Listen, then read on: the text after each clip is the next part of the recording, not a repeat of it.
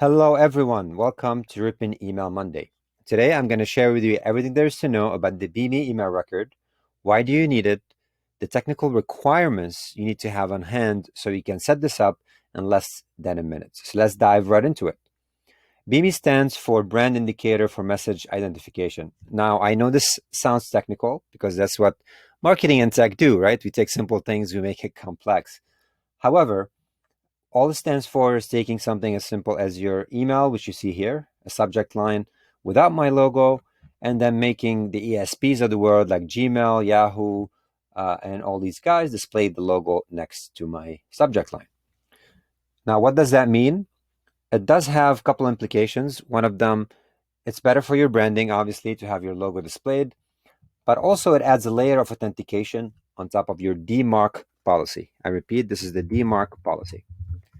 Now, if you don't know what DMARC is, I highly recommend you go and you check it out. It's also one layer of authentication on top of email, and it takes a couple of seconds to set up as well. Now, you need DMARC set up on your DNS in order for you to get the BIMI working properly. And let me explain a little bit how this looks like. Now, in terms of requirements, you do need your DNS login, which means Cloudflare, Godaddy, or whatever you manage your DNS from, because we need to add the records here. The second thing you need is your logo in SVG format.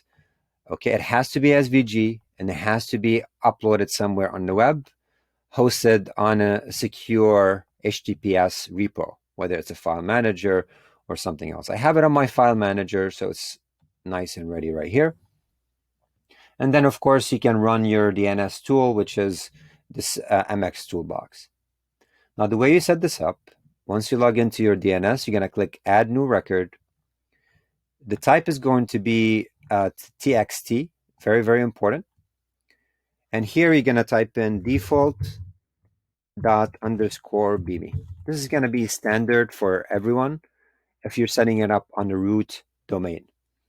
If you're setting it up on something like marketing.yourdomain.com, you simply have to append marketing here. Okay. Now, mind you, some DNS authorities or like Cloudflare doesn't require me to add VBOUT.com. Others might ask for this, but I think the majority will simply prompt you for something like this. Okay. In terms of the content, this is how it's going to look.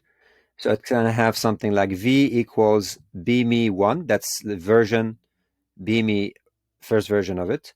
And this is the location, stands for L, lowercase l. And then I took the HTTPS of my SVG and pasted it here. And save. So that's what I need in terms of the record itself. Now, looking at my DMARC, I'm going to have to set it up, which looks like that. One requirement, this P, which stands for what is the protocol? What do we need to do? It needs to be either quarantine or reject when somebody fails this. I don't want to get too technical. You can dive into tons of resources on DMARC. Just make sure you have it set up and it's either quarantine or reject.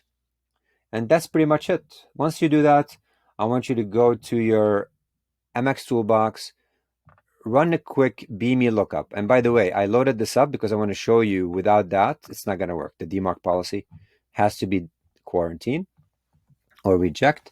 And now I set it up and this has verified.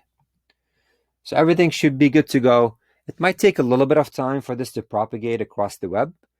And as in terms of who supported, Yahoo does support it. I believe AOL.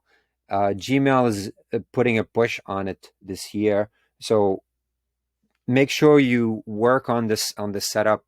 Reserve about 10-15 minutes with your team to understand DMARC and BIMI and how this can impact your email deliverability, authentication, and overall security of your email infrastructure.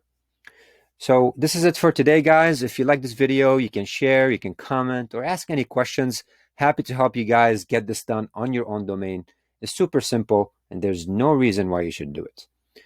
Thank you, and I'll see you next week.